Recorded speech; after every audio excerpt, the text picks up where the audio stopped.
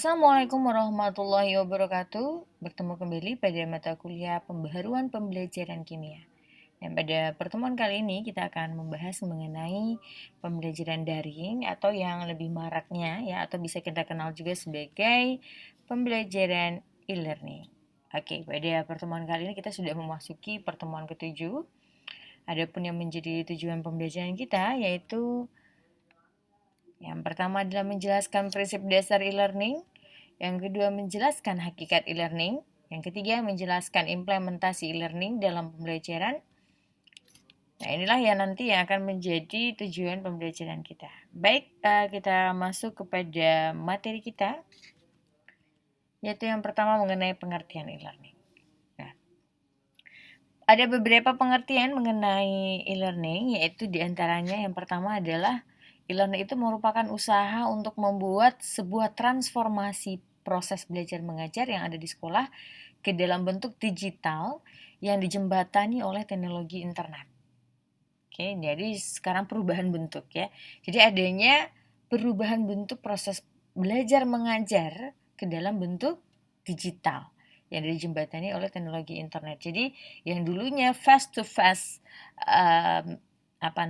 pertemuannya selalu melalui face to face, sekarang sudah dalam bentuk digital dengan menggunakan yang namanya teknologi internet. Jadi transformasi. Jadi adanya perubahan bentuk. Oke, selanjutnya pembelajaran yang pelaksanaannya didukung oleh jasa teknologi, jelas yaitu adanya berbagai macam jasa teknologi yang digunakan dalam proses pembelajarannya. Misalnya itu baik itu dalam bentuk komputer ataupun dalam bentuk smartphone ataupun dalam bentuk aplikasi-aplikasi yang ada di smartphone ataupun software-software pendukung lainnya ataupun learning management system yang ada yang dapat mendukung proses pembelajaran. Seperti itu. Oke. Selanjutnya pembelajaran jarak jauh yang menggunakan teknologi komputer atau disebut dengan internet. Nah, jadi e-learning itu juga bisa kita sebut sebagai PJJ, itu pembelajaran jarak jauh, atau juga ada yang mengungkapkan sebagai pembelajaran daring, ya. Nah, jadi dia menggunakan teknologi komputer atau yang disebut juga dengan internet. Jadi keterkaitannya dengan pembelajaran jarak jauh menggunakan teknologi, yaitu teknologi digital dan didukung oleh yang namanya internet. Selanjutnya adalah pembelajaran berbasis web yang bisa diakses dari internet. Nah, e-learning itu juga bisa dikatakan sebagai pembelajaran berbasis web yang bisa kita akses dengan menggunakan internet, ya.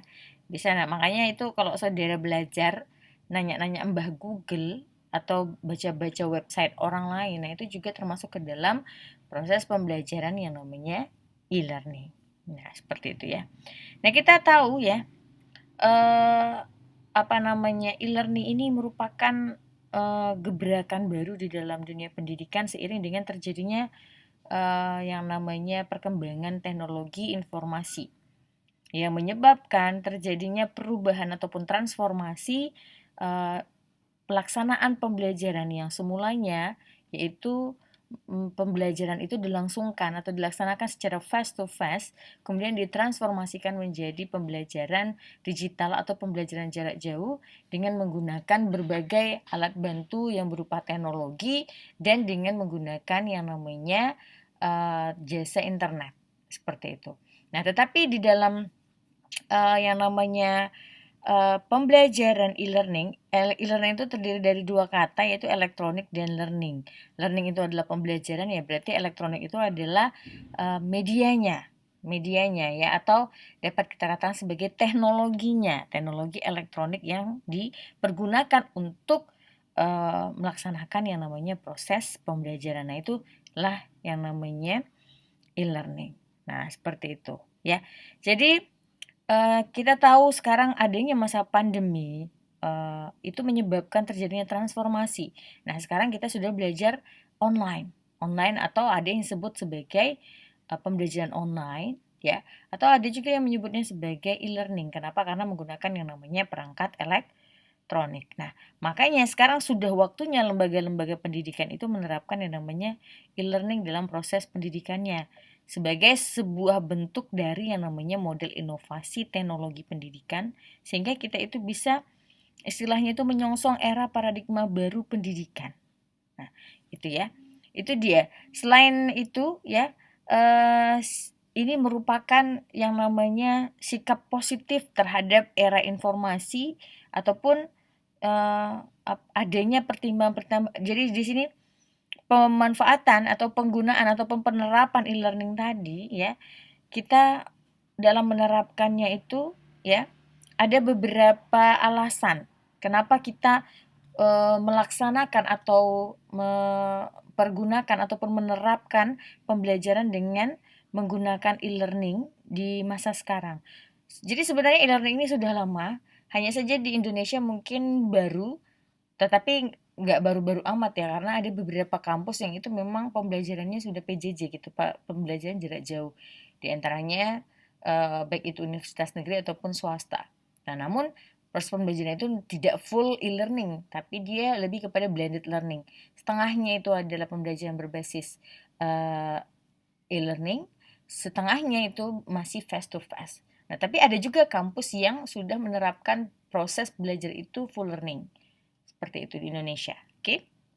Dan itu diperbolehkan oleh pemerintah. Nah, hanya saja ini kan adanya istilahnya itu kita dalam menerapkan e-learning itu ada beberapa alasan atau pertimbangan. Nah, di antaranya itu yang pertama adalah beberapa pertimbangan yang menjadi ataupun alasan pokok yang menjadi mengapa kira-kira penerapan e-learning itu segera kita terapkan ya, tidak hanya karena pandemi ini ya. Itu yang pertama adalah alasannya, saya buat di bawah saja. Ya. Alasan mengapa e-learning itu diterapkan. Oke, bisa dicatat ya nanti ya. Itu yang pertama ya, itu yang pertama. Alasan yang pertama adalah harga perangkat komputer yang makin lama semakin ya maksudnya dari waktu ke waktu itu semakin murah. Jadi harga komputer itu sudah murah kan begitu. Kalau dulu komputer itu merupakan alat yang mahal ya, perangkat yang mahal. Dulu aja itu bisa mencapai sekitar 6 jutaan lebih. Itu dengan spek yang rendah, kita dapat komputer 6 jutaan, 7 jutaan kayak gitu. Itu komputer. Nah, tapi sekarang itu sudah ada perkembangan iptek itu menyebabkan komputer ataupun laptop ataupun perangkat lainnya itu harganya murah. Sehingga rasanya ini akan dapat mendukung proses e-learning. Jadi ini adalah salah satu alasannya. Nah, alasan kedua yaitu peningkatan kemampuan perangkat komputer ya yang mampu mengolah data lebih cepat ataupun kapasitas penyimpanan datanya juga semakin besar. Nah, jadi di sini adanya istilahnya itu kemampuan dari perangkat komputer tadi, berarti fitur, lebih kepada fiturnya juga, itu dia dapat mengolah data lebih cepat. Kemudian juga kapasitas penyimpanannya juga lebih besar, sehingga menyebabkan kita lebih mudah untuk menyimpan berbagai informasi.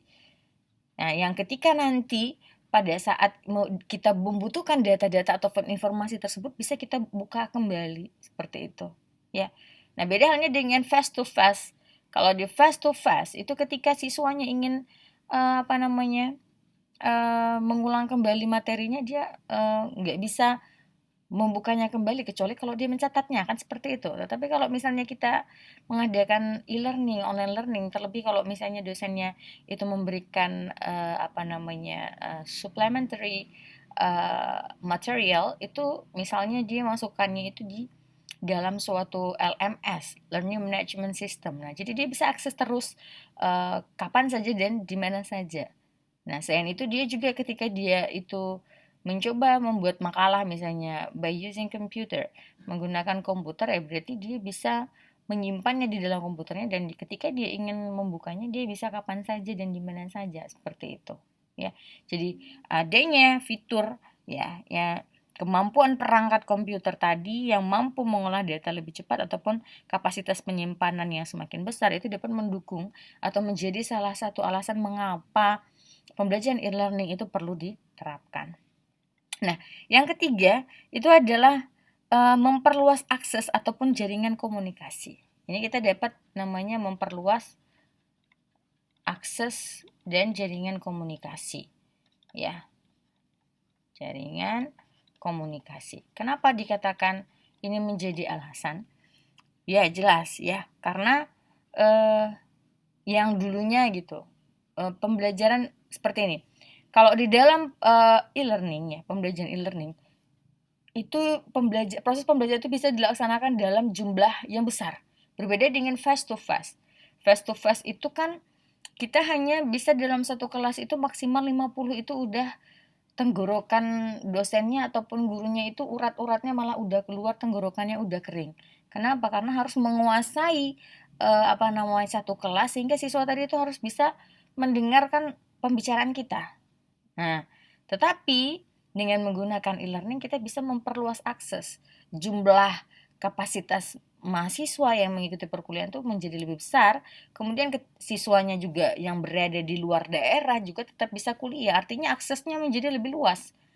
Nah, seperti sekarang, misalnya saudara ada di daerah, nah kita melaksanakan pembelajaran secara online.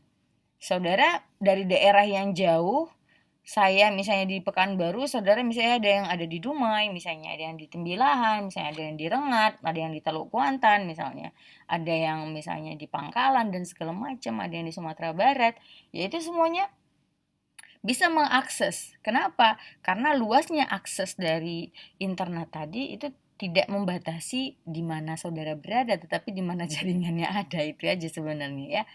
Sehingga ini juga akan istilahnya itu mempermudah komunikasi. Kenapa? Ini aksesnya luas, komunikasi juga akan lebih mudah.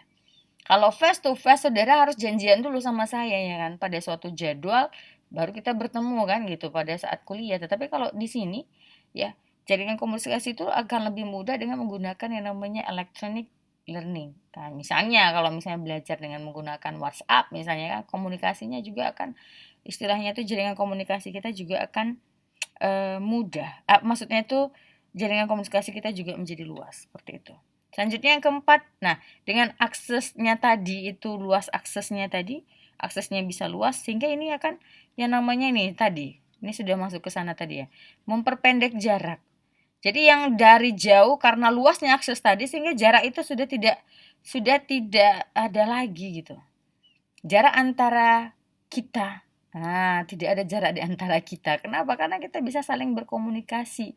Kapan saja dan di mana saja saudara ada di daerah, saya ada di sini, ya kita walaupun jarak kita misalnya ratusan kilometer tetap kita bisa berkomunikasi sehingga itu dapat dikatakan sebagai memperpendek jarak ya ataupun di sini juga dan mempermudah komunikasi kan begitu. Nah, ya itu dia syaratnya, bukan syarat ya, alasan atau yang kita katakan sebagai istilahnya itu pertimbangan. Nah, seperti itu. Selanjutnya ya, yang kelima itu adalah mempermudah pencarian atau penelusuran informasi. Ya. E-learning itu alasannya itu kenapa kita mempergunakan karena mempermudah ya. Mempermudah di sini yang namanya pencarian atau penelusuran informasi. Dengan internet ya mempermudah pencarian dan penelusuran informasi. Nah, dengan internet informasi ini mempermudah pencarian dan penelusuran informasi. Dengan adanya internet kan saudara bisa mencari dengan mudah ya informasi-informasi. Bahkan dari dulu saudara sudah kalau mengerjakan tugas tuh ada pertanyaan atau diskusi itu pasti nyari informasinya ya lewat internet, tanya Mbah Google. Ya kan seperti itu. Ya, jadi mempermudah pencarian dan penelusuran informasi. Selanjutnya alasan yang keenam yaitu efisiensi dan efektivitas. Ya, ini efisiensi dan efektivitas pengelolaan pembelajaran.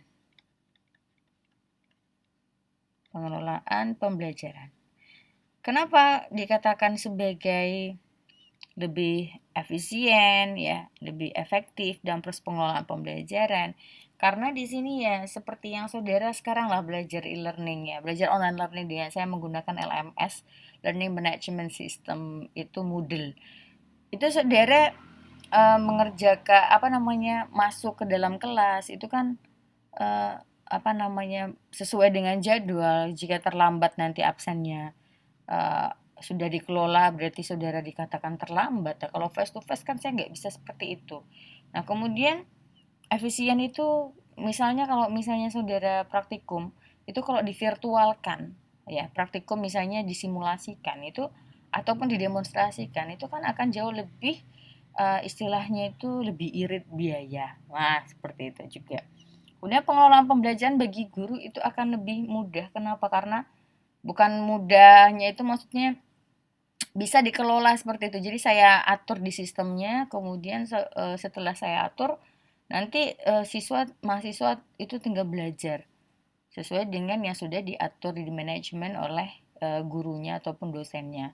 Tapi meskipun pengaturannya itu sesuatu hal yang rumit sebenarnya kalau saudara ingin tahu pembelajaran online itu tidak mudah dalam mengelolanya ya, apalagi kalau kita literasi kita tentang e-learning itu terbatas. Nah, tapi kalau literasi kita bagus, passion kita di sana, maka kita mengelola pembelajaran online itu akan lebih enak dan mudah memang. Kenapa? Karena kayak seperti saya memberikan saudara soal. Jadi soal tadi itu nilainya sudah bisa langsung keluar hasilnya. Nah, cuman kan dalam mengelolanya itu maksudnya dalam membuat soalnya saya harus menginput soal, kemudian membuatkan jawabannya, kemudian saya kasih kuncinya, kemudian baru bisa nanti saudara mengerjakan tugas ataupun soal latihan ataupun soal kuis ataupun ujian itu baru akan keluar hasilnya kan seperti itu.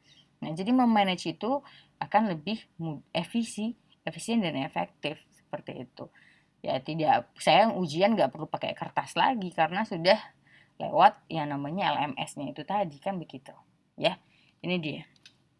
Oke, ini adalah 6 alasan kenapa kira-kira e-learning itu perlu diterapkan. Nah, jadi ini lebih kepada sebenarnya pemanfaatan teknologi internet di dalam proses pendidikan. Nah, di mana apa namanya pemanfaatan teknologi internet dalam proses pendidikan itu awalnya itu dipelopori itu oleh sekolah militer di Amerika Serikat pada tahun 1983. Nah, sejak itu tren teknologi internet untuk pendidikan mulai berkembang pesat dan lebih dari 100 perguruan tinggi di Amerika Serikat itu telah memanfaatkan yang namanya teknologi internet di dalam bidang pendidikan. Nah, begitu juga di negara-negara lain ya. Nah, jadi kira-kira itu di hasil survei yang dilakukan oleh James W. Michaels dan Dirk Smiley itu saat ini yaitu di provider di dunia itu ada sekitar 25% itu pendidikan tinggi itu apa namanya menawarkan programnya itu melalui internet. Saudara bisa lihat kalau misalnya perguruan tinggi itu mempromosikan kampusnya via internet seperti itu. Nah, diantaranya lagi itu visi-visi sekolah itu juga memberikan layanan itu diantaranya apa namanya tanpa adanya batas. Nah, tanpa adanya batas itu layanannya seperti apa? Saudara misalnya ingin kuliah di Amerika, itu saudara bisa dapatkan akses informasinya ya lewat Indonesia tanpa harus datang ke Amerikanya seperti itu ya. Nah, itu diantaranya. Nah, di Indonesia sendiri itu pemanfaatan teknologi internet itu dimulai pada sekitar tahun 1995. Nah, di sini ketika itu di tahun 1995 ini ya, ketika itu apa namanya teknologi internet itu pemanfaatannya itu di Indonesia sendiri pemanfaatan teknologi internet itu dimulai tahun 1995 itu ketika Indo Internet membuka jasa layanan internet. Nah, kemudian pada tahun 1997-an itu mulailah berkembang pesat. Namun di sini ya pemanfaatan teknologi ini lebih kepada didominasi oleh lembaga-lembaga seperti perbankan ya, perdagangan, media massa ataupun kalangan industri. Nah, jika apa namanya kita melihat potensi ini itu maka waktu mendatang mungkin saja lembaga pendidikan akan mendominasinya. Nah, sekarang kita lihat bagaimana perkembangannya di Indonesia itu pemanfaatan teknologi internet itu untuk bidang pendidikan ya. Kalau tadi kan pemanfaatan teknologi internet tuh secara umum. Nah, tahun 1995 ya, yang ketika itu Indo Internet membuka jasa layanan internet. Kemudian tahun 1997 itu sudah dipergunakan oleh berbagai perusahaan ataupun lembaga seperti perbankan, perdagangan, media massa ataupun industri-industri dalam istilahnya itu menggunakan internet ya. Kemudian di Indonesia sendiri untuk di dalam pemanfaatan teknologi internet itu di Indonesia itu dimulai secara resmi itu ya tahun 1996. Nah, sejak terbentuknya yang namanya telematika. Seperti itu. Jadi untuk di bidang pendidikan itu 1996 secara resminya ya. Itu secara resminya 1996 yaitu sejak dibentuknya telematika. Nah, masih pada tahun yang sama itu dibentuklah Asian Internet Interconnection Initiative ya. Nah, itu di mana di sini jaringan ini dikoordinir oleh ITB. Ya, ini bertujuan untuk pengenalan dan pengembangan teknologi internet untuk pendidikan dan riset. Ya, di mana pengembangan backbone internet pendidikan dan riset ya itu di kawasan Asia Pasifik itu dilakukan bersama-sama dengan perguruan tinggi di kawasan ASEAN dan Jepang. Nah, ini juga pengembangan informasi internet itu meliputi berbagai aspek ilmu yaitu baik itu ilmu pengetahuan ya ataupun teknologi ataupun budaya sosial dan ekonomi. Nah, hingga saat ini itu sudah ada 21 lembaga pendidikan tinggi baik itu negeri dan swasta ataupun lembaga riset nasional serta instansi terkait yang telah bergabung ke dalam yang namanya Asian Internet Interconnection Initiative. Oke. Nah, seiring dengan perkembangan zaman, ya pemanfaatan internet dalam e-learning untuk pendidikan di Indonesia, khususnya di perguruan tinggi itu terus berkembang. Di mana di tahun 2001, ya, itu didirikan Universitas Maya Indonesia, Indonesia Bangkit, ya, University Teledukasi atau Ibu Teledukasi yang bekerja sama dengan Universitas Tun Abdul Razak Malaysia. Nah, beberapa perguruan tinggi itu juga menawarkan program online course ya. Misalnya www.petra.ac.id.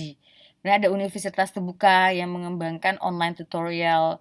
Kemudian ada Indonesia Digital Library Network yang mengembangkan perpustakaan elektronik ya. Nah, itu dia. Jadi pemanfaatan internet di dalam pembelajaran atau e-learning untuk pendidikan itu tidak hanya untuk pendidikan jarak jauh tetapi juga dikembangkan melalui sistem pendidikan konvensional. Nah, kini sudah banyak lembaga pendidikan terutama perguruan tinggi yang sudah mulai merintis dan mengembangkan model pembelajaran berbasis internet. Nah, yaitu merupakan salah satu wujud diterapkannya e-learning. Dan yang sekarang mau nggak mau ya, kalau dulu itu ada pro dan kontra mengenai penerapan ini ya. Ada saja pro dan kontranya. Tapi sekarang mau nggak mau gimana? Nggak ada lagi yang kontra. Ada sih yang kontra, tapi mau nggak mau yang kontra itu juga ikut melaksanakan yang namanya e-learning. Kenapa? Ya, karena e-learning tadi itu istilahnya itulah sebagai salah satu solusi di saat pandemi di mana pembelajaran jarak dekat alias face to face itu tidak bisa dilaksanakan karena terbelenggunya perkumpulan ya, tidak bolehnya berkumpul dalam jumlah yang banyak seperti itu. Sehingga kita bisa melaksanakan proses pembelajaran menggantikan ya mentransformasikan pembelajaran tatap muka itu menjadi pembelajaran jarak jauh dengan menggunakan yang namanya internet seperti itu. Nah, itu ya. Inilah sejarahnya di Indonesia mengapa e-learning itu bisa ada seperti itu. Oke. Ini dia mengenai sekilas mengenai e-learning, pengertian dan a glance of e-learning. Ya. Kita lanjut mengenai prinsip dasar e-learning. Prinsip dasar e-learning itu sendiri ya ada beberapa ya. Rosenberg mengkategorikan e-learning ke dalam tiga kriteria dasar ya, Rosenberg ya. Dimana yang pertama itu e-learning bersifat jaringan. Maksudnya di sini ya dimana di sini jaringannya itu akan memperbaiki secara yang membuat pembelajaran e-learning bersifat jaringan, di mana di sini ya e-learning tadi itu jaringan tadilah yang membuatnya mampu memperbaiki secara cepat ataupun menyimpan ataupun memunculkan kembali ataupun mendistribusikan ataupun men-sharing informasi pembelajaran secara istilahnya melalui jaringan seperti itu. Nah, inilah kriteria yang sangat penting di dalam e-learning, adanya jaringan. Di mana di sini jaringan tadilah yang istilahnya itu media sebagai mendistribusikan ataupun men-sharingkan informasi kepada siswa kita atau peserta didik kita. Kemudian jaringan ini juga yang tempat menyimpan ataupun memunculkan kembali ataupun memperbaiki secara cepat ya informasi tadi. Nah, jadi salah satunya itu yang paling, jadi e-learning bersifat jaringan ini merupakan salah satu kriteria dasar yang paling absolut menurut Rosenberg. Kenapa? Karena kalau tidak adanya jaringan itu pembelajaran e-learning tidak bisa diterapkan ya. Jaringan inilah yang paling penting karena lewat jaringan inilah itu yang akan mempermudah kita dalam mengelola proses pembelajarannya tadi. Ya karena kan kayak sekarang nih kalau kita mau belajar menggunakan Google Classroom. Nah, ya harus ada jaringannya. Kalau nggak ada jaringannya gimana cara mengakses Google Classroom-nya? Nah, seperti itu. Bisa dipahami ya kira-kira. Selanjutnya yang kedua, e-learning dikirimkan kepada pengguna melalui teknologi komputer dengan menggunakan standar teknologi internet. Nah, di sini. Jadi dikirimkan kepada pengguna melalui namanya teknologi komputer. Nggak hanya komputer ya. Misalnya saudara bisa juga menggunakan smartphone atau teknologi lainnya yang mendukung sehingga istilahnya itu kita bisa mengirimkan informasi kepada user kita seperti itu, terutama mahasiswa berarti ya. Selanjutnya yang ketiga, e-learning terfokus pada pandangan pembelajaran sebagai solusi pembelajaran yang mengungguli paradigma tradisional dalam pembelajaran. Nah, di sini maksudnya terfokus pada pandangan pembelajaran ya, di mana pembelajaran tradisional tadi yang kita tahu face to face, proses pembelajaran itu berupa face to face itu lebih unggul e-learning itu maksudnya lebih kenapa mengungguli pembelajaran tradisional karena kita bisa melaksanakannya kapan saja dan di mana saja itu sebenarnya. Tapi kalau secara hakikatnya sebenarnya tidak terlalu unggul. Kenapa? Karena tidak ada yang bisa mereplace. Jadi pada dasarnya itu e-learning itu tidak akan pernah menggantikan yang namanya face to face learning ya. Kenapa saya katakan tidak akan bisa menggantikan? Karena ketika face to face itu terjadinya terjadinya kontak sosial ya, kontak sosial terhadap antara guru dan siswa ataupun mahasiswa tadi itu akan dapat membuat adanya kedekatan secara psikologis. Nah, sementara kalau yang namanya e-learning ini kedekatan secara psikologis itu akan berkurang. Kenapa? Kita tidak bisa menatap wajahnya secara langsung. Kalaupun menatap wajahnya tadi istilahnya itu kurang adanya kedekatan emosionalnya ataupun secara psikologisnya itu akan kurang walaupun dengan menggunakan pembelajaran tatap mukanya dengan online juga itu akan berkurang. Kenapa ya? Tadi misalnya jaringan internetnya bermasalah sehingga ketika kita sedang berkomunikasi adanya jaringannya jelek, nanti gangguan seperti itu akan menyebabkan terjadinya kontak sosial itu akan terganggu sehingga menyebabkan kita dan anak murid kita itu kedekatan secara emosional ataupun psikologisnya juga tidak akan terjalin. Beda dengan face to face. Jadi perlu diingat meskipun di sini dikatakan mengungguli paradigma tradisional itu karena dia merupakan sebagai solusi lain ketika proses pembelajaran face to face itu tidak dapat dilaksanakan seperti saat sekarang ini. Saat tidak bisa kita melaksanakan pembelajaran tatap muka di dalam kelas, maka itu akan bisa kita gantikan dengan apa? Dengan pembelajaran online. Bisa dipahami kira-kira ya? Oke, itu dia prinsip dasar e-learning. Selanjutnya ada 5 aplikasi dasar internet untuk bidang pendidikan. Ya, ini saudara harus tahu apa saja aplikasi dasar yang ada yang dapat digunakan dalam bidang pendidikan. Ini di antaranya yang pertama adalah electronic mail atau yang saudara kenal sebagai email. Nah, email itu sendiri itu mulai diperkenalkan pada tahun 1971. Ya, mulai diperkenalkan itu pada tahun 1971, di mana fasilitas ini kita sering disebut sebagai surat elektronik.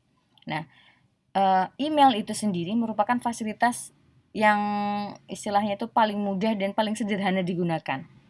Nah, di dalam survei yang dilakukan oleh sebuah lembaga riset Amerika Serikat, ya, itu diketahui bahwa 84% responden itu memilih email sebagai aplikasi terpenting di dalam internet. Lebih penting dari website. Kenapa? Karena dia dapat berkomunikasi kan dengan orang lain. Jadi electronic mail, ya. Itu dia. Selanjutnya yang kedua adalah mailing list atau milis. Milis itu mulai diperkenalkan itu setelah email, yaitu sejak tahun 1972. Sejak tahun 1972, ya. Di sini mailing list itu merupakan salah satu fasilitas yang dapat dipergunakan untuk membuat kelompok diskusi, ya, ataupun penyebaran informasi. Nah, cara kerja mailing list itu adalah pemilik email itu dapat bergabung ke dalam sebuah kelompok diskusi atau bertukar informasi, ya, yang tidak dapat diintervensi oleh orang dari luar kelompoknya gitu. Nah, jadi komunikasi melalui fasilitas ini sama seperti email, ya, itu bersifat tidak langsung. Jadi komunikasi melalui fasilitas ini itu sama seperti email, yaitu bersifat tidak langsung atau yang kita sebut sebagai komunikasi bersifat tidak langsung itu yang disebut juga sebagai asinkronus. Asinkronus, ya. Oke. Nah, saya tulis ulang ya. Kalau misalnya tulisan saya jelek, asinkronus. Ini dia. Artinya di sini adanya komunikasi bersifat tidak langsung. Nah, jadi mailing list ini seperti email tapi dia lebih kepada kelompok-kelompok grup-grup. Nah, kalau kita kan grup WA kayak gitu, tapi dia ini namanya mailing list, ya. Oke, seperti email. Selanjutnya nanti kalau saudara penasaran boleh searching di internet ya, apa-apa saja ini sebenarnya, oke. Selanjutnya ada newsgroup. Newsgroup itu adalah fasilitas internet yang dapat dilakukan untuk komunikasi antar dua orang atau lebih secara serentak dalam waktu yang bersamaan. Kalau newsgroup itu dia sifatnya langsung atau synchronous. Ya, ini sifatnya langsung, yaitu langsung itu disebut juga dengan synchronous. Nah, seperti itu. Nah, bentuk pertemuan ini tuh sering disebut sebagai konferensi. Nah, dengan fasilitas yang namanya video conferencing atau teks. Atau bisa juga audio dengan menggunakan fasilitas chat atau IRC. Jadi itu newsgroup namanya, ya. Selanjutnya bisa dengan fasilitas video conferencing ya. Jadi video conferencing itu tadi masuknya ke dalam aplikasi dasarnya itu adalah newsgroup. Oke, next itu ada File Transfer Protocol atau FTP. Itu melalui fasilitas ini ya setiap orang dapat mentransfer data ataupun file dari satu komputer ke internet atau sistem upload namanya. Sehingga di sini itu data tadi itu bisa diakses oleh pengguna internet di seluruh pelosok dunia. Nah, di samping itu fasilitas ini juga dapat mengambil file ataupun arsip dari situs internet ke dalam komputer ya penggunanya atau yang disebut sebagai download. Jadi kegiatan upload dan download itu disebut sebagai file transfer protocol. Ini konsep dasar ya. Jadi saudara jangan bilang, "Bu, saya upload di sini upload." Nah, itu masuknya ke dalam file transfer protocol atau FTP. Selanjutnya ada World Wide Web atau kita sebut sebagai web. Ya, disebut web. www itu maksudnya adalah World Wide Web. Itu diperkenalkan ya sekitar pada tahun 90-an. Ya, 90-an. Fasilitas ini ya merupakan kumpulan dokumentasi terbesar yang tersimpan di dalam berbagai server yang terhubung menjadi suatu jaringan. Nah, ataupun internet. Nah, dokumen ini dikembangkan dalam bentuk format yang namanya Hypertext Markup Language atau yang disebut sebagai HTML. Jadi HTML itu kepanjangannya adalah Hypertext Markup Language.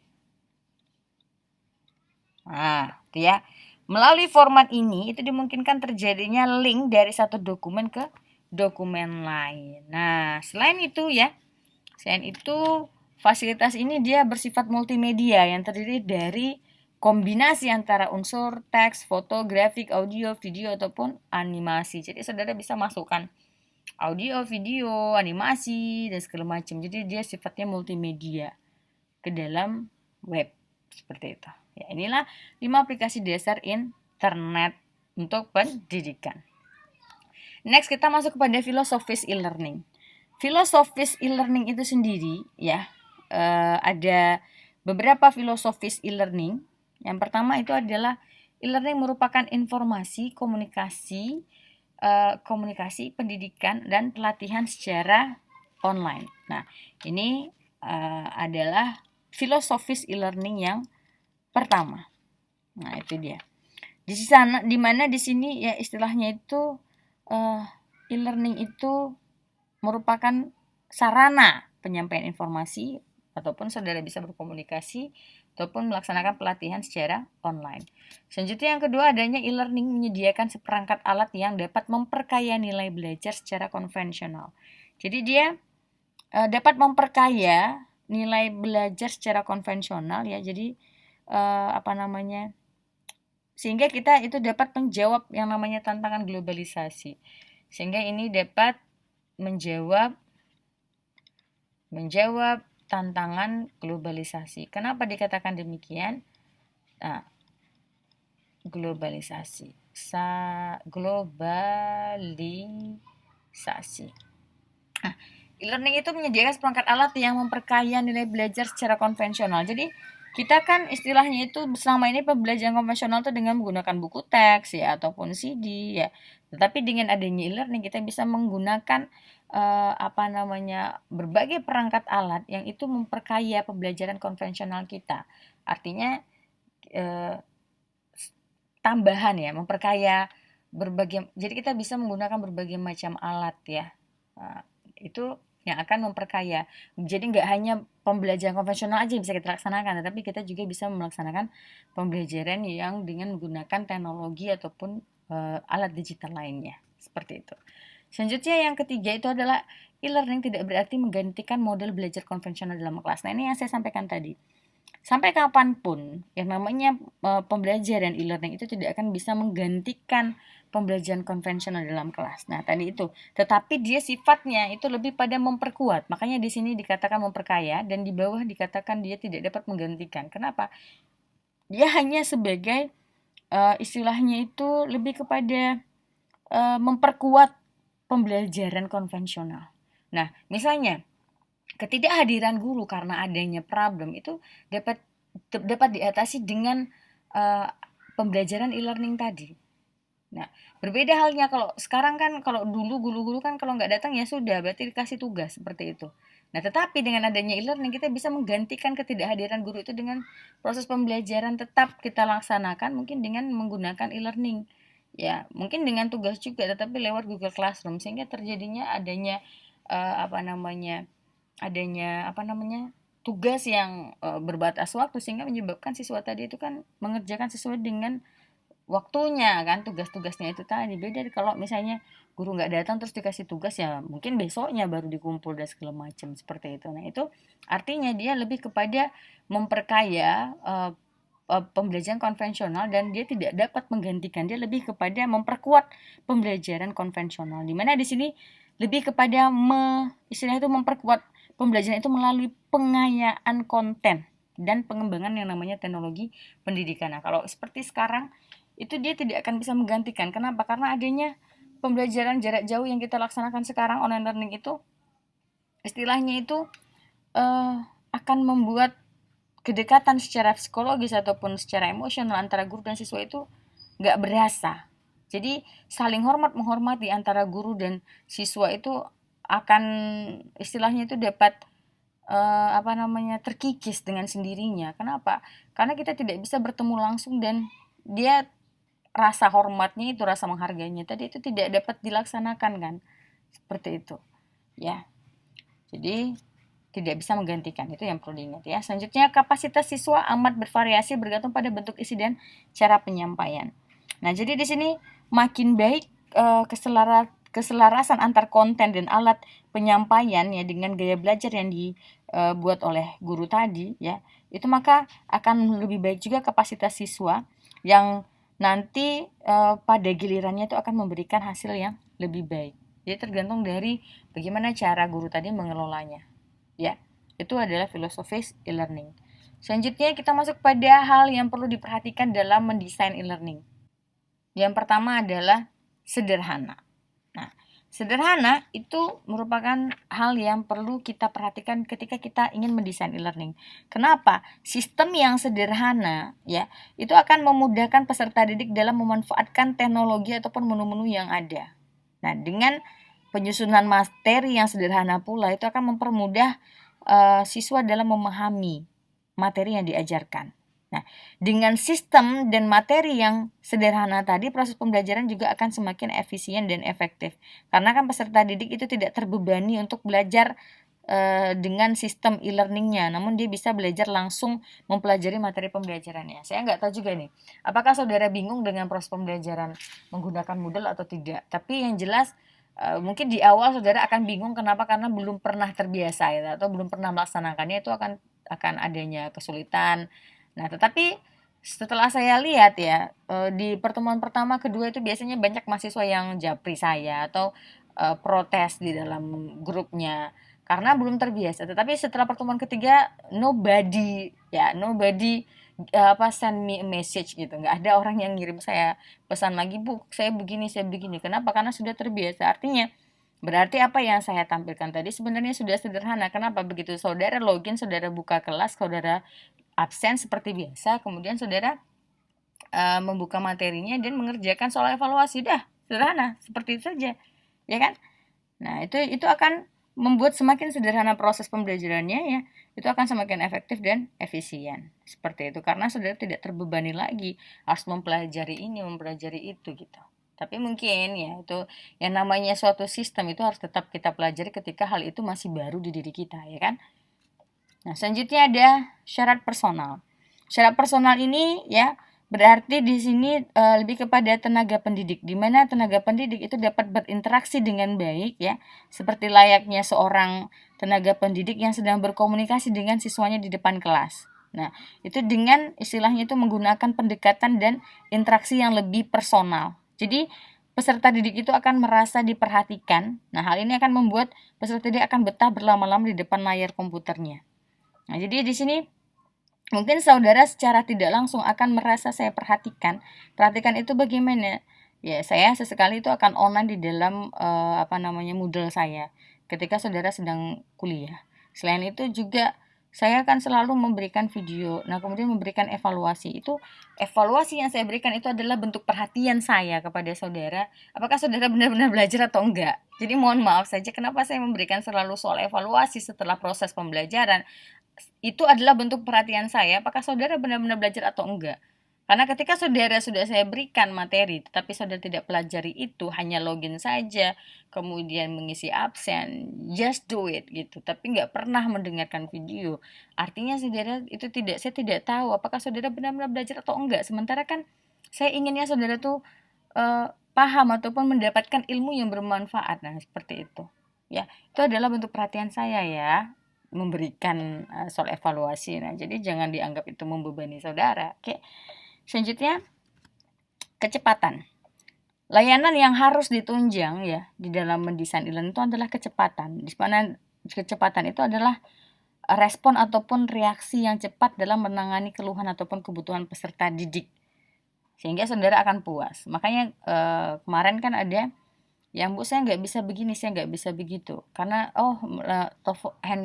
listrik mati. Oh, nggak masalah, Bu, saya nggak bisa masuk karena adanya pelatihan. Ya nggak masalah sama saya. Kenapa? Karena you can access ya anytime and anywhere. Saudara bisa akses kapan saja dan di mana saja proses pembelajarannya. Artinya ketika saudara ada masalah, ya nggak ada masalah sama saya akan memberikan layanan terus kepada saudara dengan saya membuka akses kelas itu tidak pernah saya kunci. Seperti itu. Jadi saudara bisa kapan saja dan di mana saja untuk belajar. Nah, ketika saudara ada keluhan, misalnya ada pertanyaan, give me a question, kirim saja ke saya pertanyaan ya. Saya akan menjawab itu. Oke.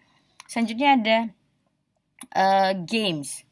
Ya, teori games itu perlu diadaptasi untuk meningkatkan daya tarik. Games ini maksudnya games ya games permainan. Nah, saya mungkin nggak ada mengadakan permainan, tetapi lebih kepada soal. Dimana saudara nanti bisa tahu nilainya berapa kan di akhir. Nah, nanti saudara tahu, oh nilai saya sekian nih di akhir. Nah, itu salah satu bentuk game sebenarnya, walaupun game saya tidak begitu menarik ya. Karena gamesnya isinya soal seperti itu. Karena saudara sudah kuliah, jadi saya nggak mungkin ngasih games ular tangga dan segala macam gitu ya di dalam proses pembelajarannya gitu. Kecuali saudara anak SD ya baru ya, oke, itu dia. Itu adalah hal yang perlu diperhatikan dalam mendesain e-learning. Karena di sini orang-orang kan kalau misalnya ada games itu kan lebih senang, dia lebih tertarik. Wah, main games gitu. Tapi ya game saya ya dalam bentuk soal evaluasi. Jadi saudara bisa mengerjakan soalnya. Oke, itu dia ya. Selanjutnya kita bahas mengenai istilah dalam pembelajaran elektronik. Beberapa istilah, yaitu yang pertama adalah computer based education, yaitu sistem pendidikan yang sepenuhnya menggunakan komputer. Ya, itu computer based education, yaitu sistem pendidikan yang sepenuhnya menggunakan komputer.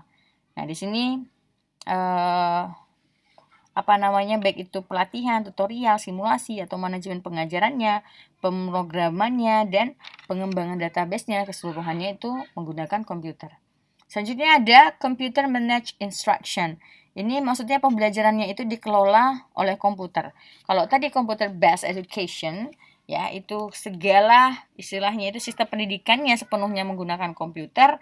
Nah, baik itu pengelolaannya ataupun pelatihannya, tutorialnya, simulasinya, manajemen pengajarannya itu lewat komputer ya. Sementara kalau computer managed instruction itu lebih kepada pembelajarannya yang dikelola oleh komputer. Selanjutnya ada computer enriched instruction atau CEI, itu pembelajaran yang diperkaya materinya melalui informasi dari komputer. Nah, itu ya. Jadi computer enriched instruction atau CEI itu adalah pembelajaran yang diperkaya materinya melalui informasi dari komputer. Selanjutnya ada computer assisted learning atau CAL. Itu adalah pembelajaran siswa yang menggunakan alat bantu utamanya komputer.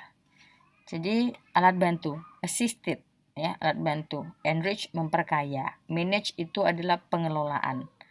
Ya, base itu berdasarkan. Kemudian ada computer assisted instruction. Kalau ini adalah pengajaran guru yang menggunakan alat bantu utamanya adalah komputer. Instruction itu pengajaran, learning itu adalah pembelajaran. Oke. Ini dia untuk istilah dalam pembelajaran elektronik. Selanjutnya ada ciri khas ataupun karakteristik e-learning. Karakteristik e-learning yaitu yang pertama adalah memanfaatkan jasa elektronik. Nah, namanya juga e-learning, electronic learning. Jadi, selalu memanfaatkan jasa teknologi elektronik. Nah, baik itu teknologi elektroniknya dalam bentuk komputer, smartphone, dan sebagainya. Nah, selanjutnya itu ada lagi apps memanfaatkan keunggulan komputer. Di sini yaitu dengan menggunakan digital media ataupun computer network. Ya. Itu dia. Selanjutnya yang ketiga menggunakan bahan ajar bersifat mandiri atau self-learning materials, itu yang disimpan di dalam komputer sehingga dapat diakses oleh guru ataupun siswa kapan saja dan di mana saja kapan saja ketika dia memerlukan. Seperti itu, ya. Dapat dilihat kapan saja dan di mana saja. Di sini tadi karena kita menyimpannya itu di dalam suatu komputer ataupun di dalam suatu LMS, itu kita dapat melihatnya kapan saja dari mana saja. Seperti sekarang saudara kan kalau kuliah dengan saya kapan saja bisa. Beda halnya dengan kalau kita menggunakan seperti teleconference ya, seperti teleconference menggunakan aplikasi Zoom, Google Meet dan sebagainya, itu saudara itu nggak bisa lihat lagi kecuali kalau direkam kan. Kecuali kalau direkam kemudian recordnya itu di-upload di YouTube atau nanti ada siaran langsung di YouTube, saudara bisa di rewind kembali, kan di replay kembali gitu videonya. Tapi kalau misalnya tidak bisa ya kalau misalnya tidak di record ya jadi nggak bisa diakses kapan saja dan di mana saja begitu ya. Itu Jadi lebih kepada ketika saudara memasukkannya ke dalam suatu LMS ataupun ke dalam suatu komputer, maka saudara akan dapat melihat kapan saja dan di mana saja. Itu adalah karakteristik e-learning. Selanjutnya manfaat e-learning. Jadi ada beberapa manfaat. Itu yang pertama, tersedianya fasilitas e-moderating. Nah, itu ya. Yang pertama adalah tersedianya fasilitas e-moderating, di mana di sini guru dan siswa itu dapat berkomunikasi secara mudah melalui fasilitas internet secara reguler ataupun kapan saja kegiatan komunikasi itu ingin dilakukan dengan tanpa dibatasi oleh jarak, tempat, dan waktu. Itu maksudnya tersedianya fasilitas e-moderating. Ya, jadi guru dan siswa itu dapat berkomunikasi secara mudah melalui fasilitas internet, baik itu secara reguler ataupun kapan saja ketika komunikasi itu ingin dilaksanakan, tanpa dibatasi yang namanya jarak, tempat, dan waktu. Kemudian yang kedua, petunjuk belajar yang terstruktur dan terjadwal. Nah, ini kan melalui internet itu kita kayak saya kan kuliahnya ada jadwalnya ya, kemudian terstruktur ya, sehingga itu istilahnya itu guru dan siswa itu bisa menggunakan bahan ajarnya itu, atau guru dan siswa itu menggunakan bahan ajarnya itu bisa saling menilai sampai seberapa jauh bahan ajar itu dipelajari. Kayak saya bisa lihat sejauh mana saudara bisa mempelajari bahan ajar yang saya berikan. Nah, video yang saya berikan itu seberapa jauh saudara memahaminya dengan menggunakan yang namanya proses evaluasi, ya kan? Seperti itu. Dan saya juga bisa melihat dengan LMS tadi berapa lama saudara login atau berapa lama saudara online di dalam Moodle-nya tadi, seperti itu. Selanjutnya, mereview bahan ajar setiap saat. Jadi di sini siswa dapat belajar ya ataupun dapat mereview bahan ajarnya setiap saat dan di mana saja kalau diperlukan. Nah, karena kita tahu bahwa bahan ajarnya tadi disimpan di dalam suatu komputer ataupun LMS, seperti itu. Selanjutnya, akses di internet secara lebih mudah. Jadi ketika siswa memerlukan tambahan informasi ya yang berkaitan dengan bahan yang dipelajarinya, dia dapat melakukan akses internet itu secara lebih mudah karena adanya jaringan internet tadi. Saudara, kalau misalnya saya suruh cari tugas pasti browsing, tanya Mbak Google, ya enggak? Itu maksudnya akses di internet secara lebih mudah. Selanjutnya, menambah ilmu pengetahuan dan wawasan. Nah, baik guru maupun siswa itu dapat melakukan diskusi melalui internet yang dapat diikuti dengan jumlah peserta yang banyak. Jadi ini dapat menambah ilmu pengetahuan dan wawasan yang lebih luas karena banyaknya peserta tadi, sehingga semakin banyak orang kan semakin banyak pemikiran, artinya semakin banyak wawasan yang kita dapat dari berbagai sumber, seperti itu ya. Selanjutnya, pasif menjadi aktif. Berubahnya peran siswa yang biasanya pasif menjadi aktif. Ini kalau lewat e-learning itu biasanya siswa yang biasanya kerjaannya 4D, tahu 4D? Datang, duduk, diam, dengarkan gitu. Dan duduk di belakang lagi. Ya nggak tahu, dosennya ngomong, udah capek ngomong gitu ya, sampai muncrat-muncrat, anak didiknya cuman duduk di belakang, anteng, mendengarkan, melihat gurunya menerangkan, dosen ngomong, ya udah.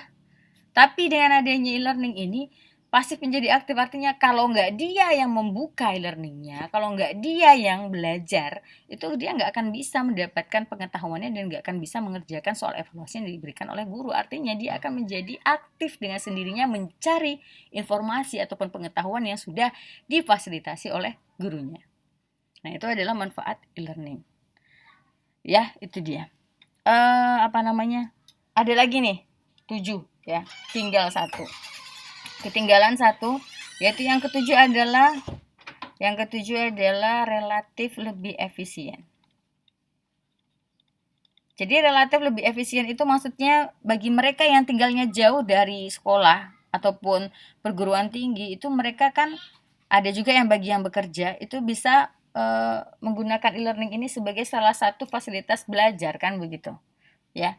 Jadi dia lebih efisien, seperti itu. Kayak ini dia diantara ada 7 manfaat dari e-learning. Selanjutnya ada keterbatasan e-learning ya, yang ada di sini ada 8 keterbatasan e-learning. Yang pertama, kurangnya interaksi. Nah, jadi di antara guru dan siswa itu atau bahkan antar siswa itu kurang interaksinya. Karena kalau di dalam kelas kan biasanya ada diskusinya, kita bertatap muka secara langsung ya. Jadi interaksinya itu lebih besar dibandingkan dengan secara online karena interaksinya akan menjadi lebih kurang ya, itu dia. Selanjutnya mengabaikan aspek akademik ataupun aspek sosial. Di sini lebih kepada kenapa dikatakan mengabaikan aspek akademik. Jadi saya tidak bisa, guru itu tidak bisa melihat siswanya tadi itu kan biasanya kalau tatap muka ada diskusi tanya jawab. Saya nggak bisa melihat di sini siswanya yang aktif siapa ya dalam secara langsung seperti itu ya.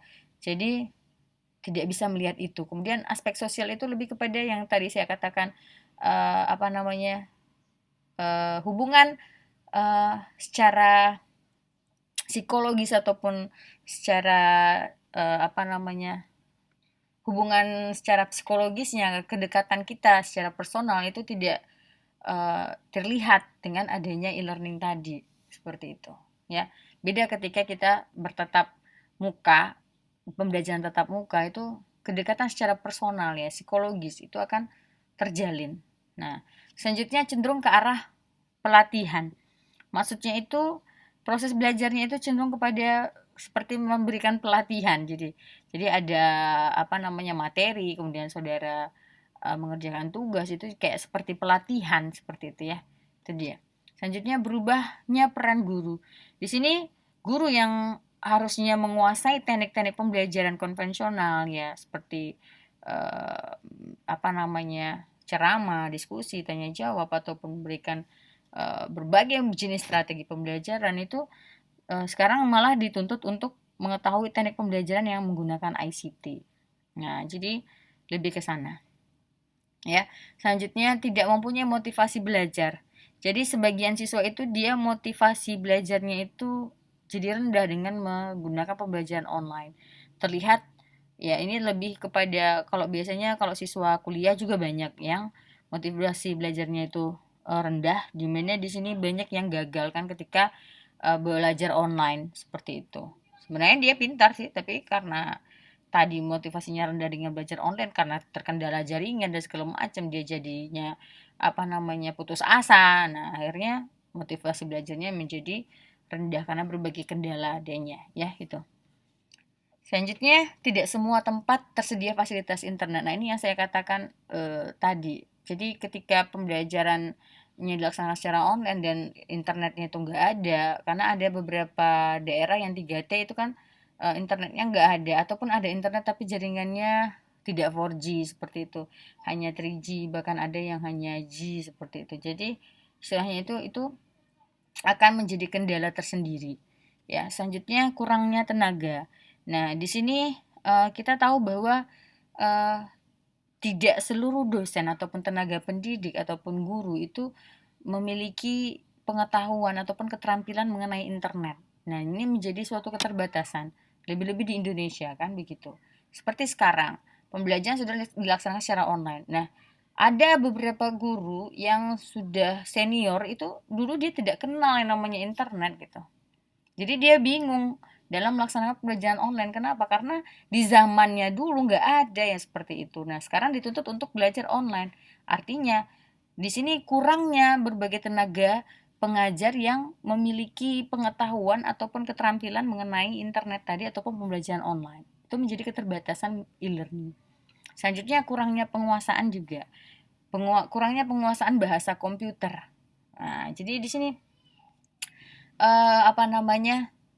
dia mau membuat, karena begini ya, kalau di dalam misalnya kayak pembelajaran berbasis web itu kan kita menggunakan bahasa HTML. Nah, kalau kita tidak menguasai bahasa HTML nanti acak-acakan itu bentuk websitenya. Nah, jadi kurangnya penguasaan. Kemudian adanya berbagai macam learning management system. Kalau kita tidak menguasai LMS-nya, maka kita tidak akan istilahnya itu bisa memanfaatkan fitur-fitur yang lengkap yang ada pada LMS tadi untuk melaksanakan proses pembelajaran. Nah, itu tadi kurangnya penguasaan. Seperti itu. Nah, kurangnya tenaga ini juga kurangnya tenaga profesional. Sehingga nggak bisa ngajarin guru-gurunya tadi juga kan. Seperti itu ya. Nah, ini menjadi keterbatasan dari e-learning. Selanjutnya ada implementasi e-learning. Nah, bagaimana cara mengimplementasikannya? Nah, di dalam mengimplementasikan e-learning, hal yang pertama harus kita lakukan adalah analisis kebutuhan dulu. Ya, hal yang pertama yang harus kita lakukan adalah analisis kebutuhan. Nah, maksudnya apa itu analisis kebutuhan itu? Ya, pada tahap awal itu kita harus bisa mempertimbangkan apakah memang e-learning itu diperlukan. Seperti itu. Jadi, kalau misalnya dibutuhkan seperti sekarang di masa pandemi, ada pertanyaan, apakah e-learning itu dibutuhkan? Ya, artinya berarti sekarang itu pada saat pandemi itu memang dibutuhkan pembelajaran yang berbasis e-learning. Nah, itu istilahnya itu. Tapi kalau misalnya dulu mungkin tidak misalnya jawabannya. Jadi itu kita harus di dalam mengimplementasikan, hal yang pertama kita lakukan adalah analisis kebutuhannya. Kalau di dalam analisis kebutuhan tadi terjawab bahwa butuh, ya, maka kita lakukanlah yang namanya proses pembelajaran dengan menggunakan e-learning. Seperti itu, ya. Nah, analisis kebutuhan ini bisa kita lihat yang pertama, kalau sekarang di masa pandemi ya karena keharusan, karena tidak bisanya dilaksanakan proses pembelajaran secara tatap muka kan. Jadi face to face learningnya nggak bisa dilaksanakan sehingga harus ditransformasikan, berubah bentuk menjadi pembelajaran secara jarak jauh. Nah, yaitu e-learning. Itu ya, jadi analisis kebutuhan. Selanjutnya, analisis kebutuhan ini kita lihat dari adanya berbagai macam alat-alat pendukung, misalnya jaringan internet. Kalau di desa-desa, bagaimana mungkin dia melaksanakan pembelajaran online sementara di desa itu nggak ada internetnya, listriknya aja nggak ada. Nah, jadi itu artinya dia tidak butuh kan begitu. Jadi ada beberapa faktor yang bisa kita lakukan untuk menganalisis apakah benar-benar e-learning itu dibutuhkan untuk diterapkan. Seperti itu, ya. Itu dia. Kemudian ada lagi, apakah secara ekonomi itu lebih menguntungkan atau tidak? Seperti itu. Kemudian apakah secara sosial penggunaan e-learning itu bisa diterima oleh masyarakat atau tidak, atau social acceptable. Seperti itu. Nah, jadi ada beberapa hal komponen penilaian di dalam analisis kebutuhan ya. Ini bisa kita simpulkan, ada beberapa komponen ya, komponen penilaian ya untuk analisis kebutuhan dalam implementasi e-learning, yaitu yang pertama adalah yang namanya technically feasible. Apa itu technically feasible? Yaitu apakah secara teknis itu dapat dilaksanakan. Nah, ini yang tadi saya jelaskan. Misalnya apakah jaringan internet itu ada, apakah infrastruktur pendukungnya seperti telepon, listrik, komputer tersedia, ya, apakah tenaga teknisnya itu bisa mengoperasikannya, itu lebih kepada yang namanya yang pertama adalah technically feasible. Yang kedua itu ada yang namanya economically profitable. Yang saya sampaikan tadi, economically profitable. Nah, apakah secara ekonomis itu menguntungkan gitu? Kalau misalnya dengan e-learning itu ya, pelaksanakan e-learning itu memerlukan biaya yang jauh lebih besar, kenapa harus dilakukan seperti itu? Ya, tapi kalau sekarang kan nggak bisa lagi, terpaksa. Ya, selanjutnya adalah socially, ini C ya, socially acceptable. Apakah penggunaan e-learning tadi diterima oleh masyarakat atau tidak? Nah, kalau sekarang mohon maaf saya mengatakan terpaksa. Kenapa? Karena mau nggak mau kita harus menggunakan e-learning sebagai salah satu bentuk dari solusi permasalahan pembelajaran tatap muka yang nggak bisa dilakukan di masa pandemi. Seperti itu. Nah, ini adalah tahap awal dalam implementasi yang kita lakukan adalah yang pertama adalah analisis kebutuhan. Oke, atau need analysis. Selanjutnya yang kedua adalah rancangan instruksional. Rancangan instruksional ataupun rancangan kegiatan pembelajaran yang akan kita lakukan itu seperti apa? Seperti itu ya. Nah, jadi di sini dalam menentukan rancangan instruksional itu ada beberapa hal yang perlu kita perhatikan, beberapa aspek. Yaitu yang pertama adalah, nah, saya beginian ya. Yang pertama adalah ada course content dan learning unit analysis ya. Yang kita sebut sebagai course content dan learning unit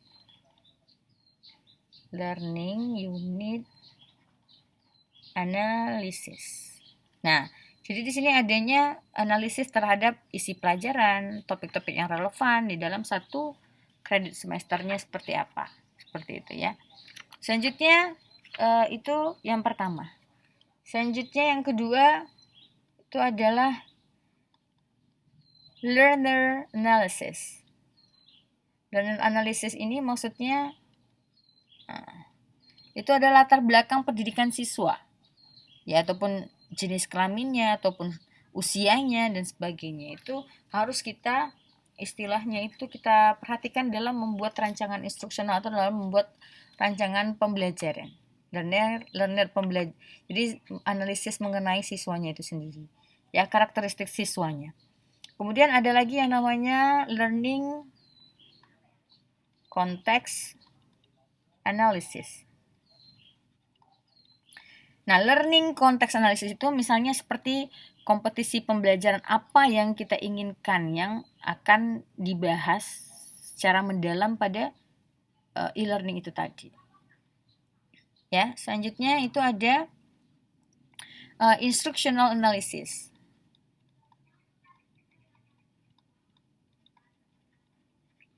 Instructional analysis itu yaitu seperti bahan ajar apa ya yang paling baik yang akan kita ajarkan, kemudian bagaimana tugas-tugasnya, ya tugas-tugasnya yang akan kita berikan kepada siswa tadi. Nah, biasanya tugas-tugas itu dimulai dari yang mudah hingga yang sulit, misalnya seperti itu. Selanjutnya state instructional objective atau tujuan instruksional, menerapkan yang namanya tujuan instruksional. Tujuan pembelajaran itu harus kita tetapkan. Selanjutnya ada construct criterion test atau penyusunan tes. Ya, penyusunan tes saja saya buat sini, penyusunan tes untuk evaluasi. Selanjutnya ada strategi instruksional. Strategi instruksional atau select instructional strategy. Nah, strategi instruksional apa yang dapat kita terapkan ya berdasarkan fasilitas-fasilitas yang ada. Nah, inilah aspek-aspek yang perlu kita perhatikan dalam merancang pembelajaran ya, kegiatan pembelajaran dalam implementasi e-learning seperti itu. Oke. Selanjutnya yang ketiga itu adalah pengembangan e-learningnya itu sendiri. Pengembangan e-learning pada tahap ini ya itu bisa pengembangan itu dengan menggunakan fasilitas ICT yang tersedia. Nah, ya hal ini terjadi kenapa? Karena kadang-kadang fasilitas ICT itu tidak dilengkapi dalam waktu yang bersamaan. Artinya di sini kadang-kadang ICT-nya itu tidak tersedia ya.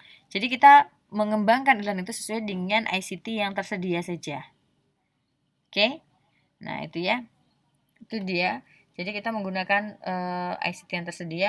Ya, kalau sekarang kan banyak LMS tuh ya yang bisa kita gunakan, salah satunya adalah e-Moodle.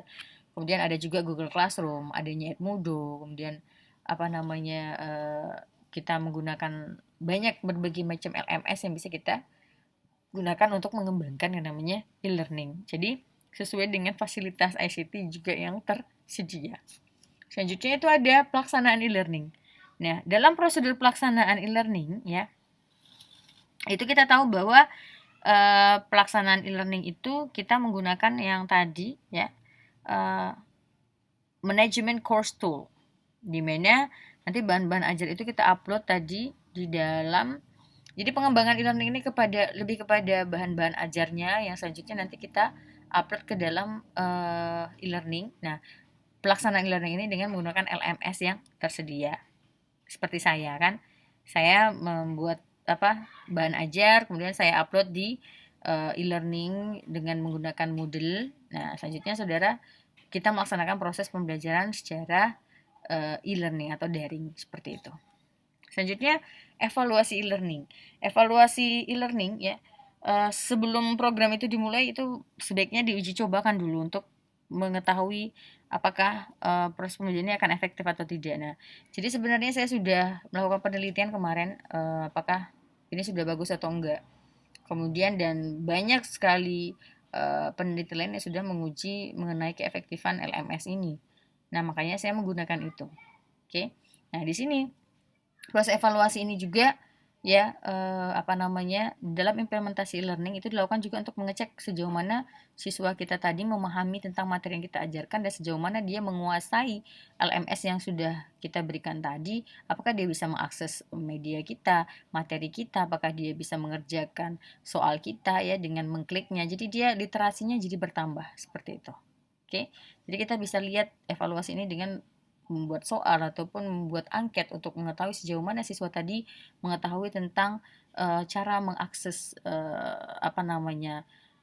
LMS yang sudah kita berikan kepada siswa tadi. Nah, jadi ini berbagai implementasi. Ya, implementasinya tahapannya yang pertama kita analisis dulu kebutuhan perlu nggak e-learning tadi. Kemudian kita rancang proses pelaksanaan pembelajarannya.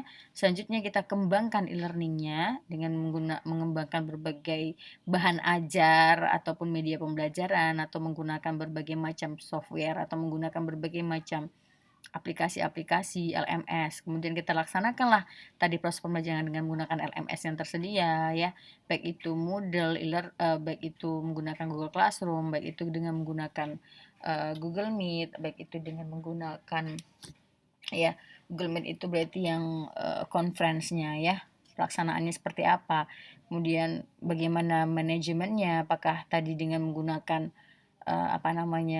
Edmodo dan segala macam. Kita laksanakanlah proses pembelajarannya. Selanjutnya kita evaluasi apakah sejauh mana proses pembelajaran tadi itu efektif atau tidak terhadap pemahaman ataupun efektif atau tidak, atau apakah tadi siswa kita tadi itu bisa menggunakan LMS tadi dengan baik atau tidak, seperti itu. Jadi kita evaluasi segala bentuk proses pembelajarannya baik dari segi proses ketercapaian tujuan pembelajaran tadi yaitu berupa nilai ataupun tingkat pemahaman siswa ataupun bagaimana siswa tadi bisa menggunakan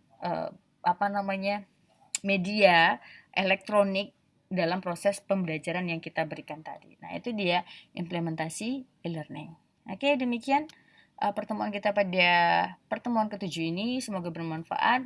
Saya akhiri dengan Assalamualaikum warahmatullahi wabarakatuh.